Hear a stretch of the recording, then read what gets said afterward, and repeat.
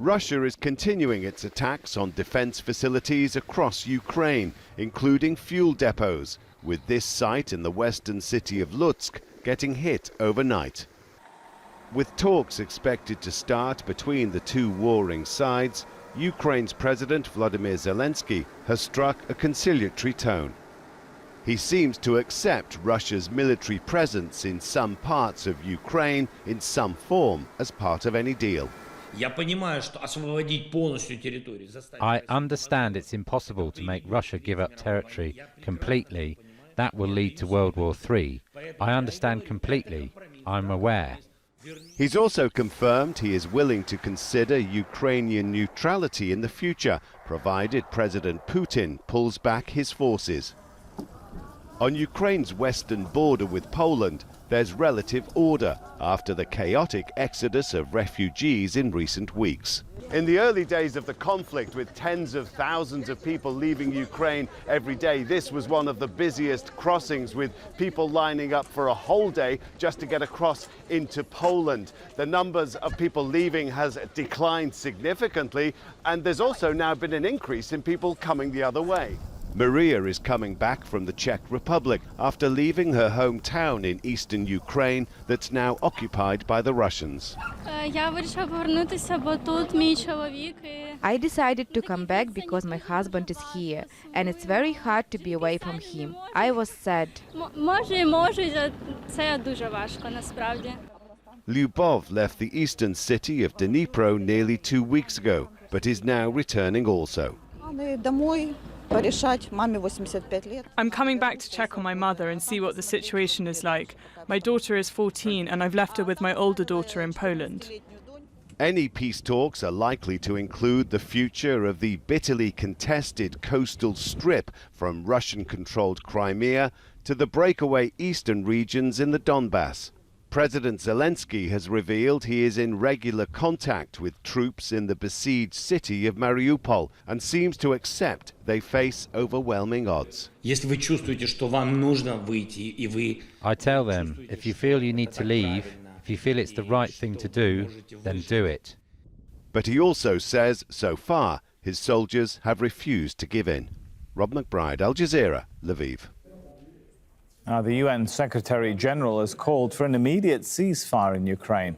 Antonio Guterres said it would help both Russia and Ukraine find a political solution to the conflict. The solution to this humanitarian tragedy is not humanitarian, it is political. I'm therefore appealing for an immediate humanitarian ceasefire to allow for progress in serious political negotiations aiming at reaching a peace agreement based on the principles of the United Nations Charter. A cessation of hostilities will allow essential humanitarian aid to be delivered and enable civilians to move around safely.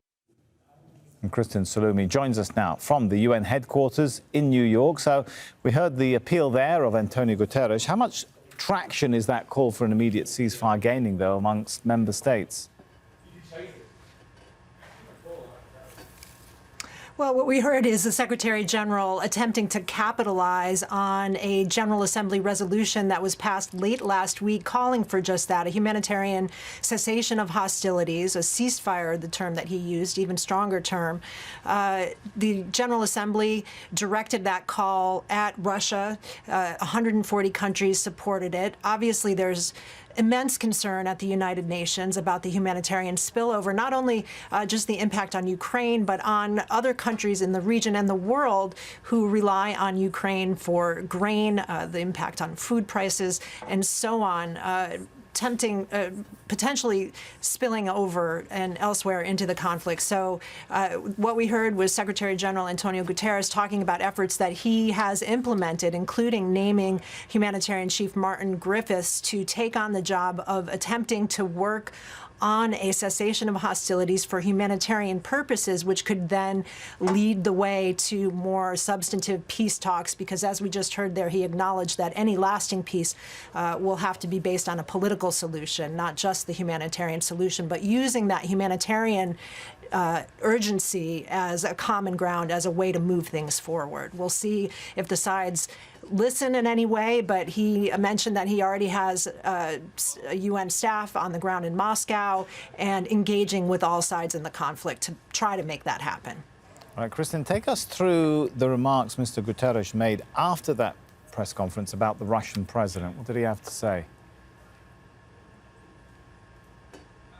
Well, you know, interesting remarks. The United Nations Secretary General is always very diplomatic. It's part of his job not to take sides in a conflict. He has been critical of President Putin and calling on him to end the war and end the aggression because of the impact it's having on civilians and so on there. But he was specifically asked about President Joe Biden of the United States and the comments he made over the weekend, saying that President Putin can no longer stay in power. When asked about that, Guterres said very quickly and succinctly that there needs to be a de-escalation, not only of fighting, but also of rhetoric. Again, the United Nations attempting to keep the focus on international law as the basis for anything that it does. And the criticism of Russia has been that it's violating national sovereignty. So the United States calling for something on the ground in another country is not something that the United Nations is likely to get behind. An attempt to keep a more neutral focus and an attempt on a cessation of hostilities based on something that all members of the United Nations General Assembly have expressed concern on in some way, and that is the humanitarian situation. All right, thanks so much, Kristen Salumi. Now, Mariupol is on the verge of a humanitarian catastrophe, according to its mayor, who's calling for a complete evacuation. About 160,000 civilians remain trapped in the besieged port city. The Ukrainian Deputy Prime Minister says no new humanitarian corridors are open after reports of possible provocations along the routes. Russia has denied targeting civilians. Close to 4 million refugees are estimated to have fled Ukraine since the war began late last month. And volunteers from around the world are flooding into neighbouring countries like Poland to help care for them. But this is creating its own problems. Kimberly Halkett is in Rzeszów, one of Poland's main refugee reception points. All right, let's go over to her live there. She joins us from there. So, Kimberly, how much coordination are you seeing actually on the ground between aid organisations? Incredibly, there is almost no coordination. That is what surprised us when we visited the Medyka border crossing, which is not far from where I'm standing right now. What we found when we got there was as people crossed into Poland from Ukraine on foot, they were overwhelmed by what they found on the other side. This kind of patchwork of, in most cases, good-intentioned people, but with really no organization of purpose. In other words, what they found were people who decided to get on a plane and come and help, but with no official backing behind them. There were NGOs that nobody had ever heard of, and there were also even private companies who said they were there to help, but really in more ways than one were pushing their latest product. And what this has led to are people crossing Ukraine kind of fleeing one danger for another,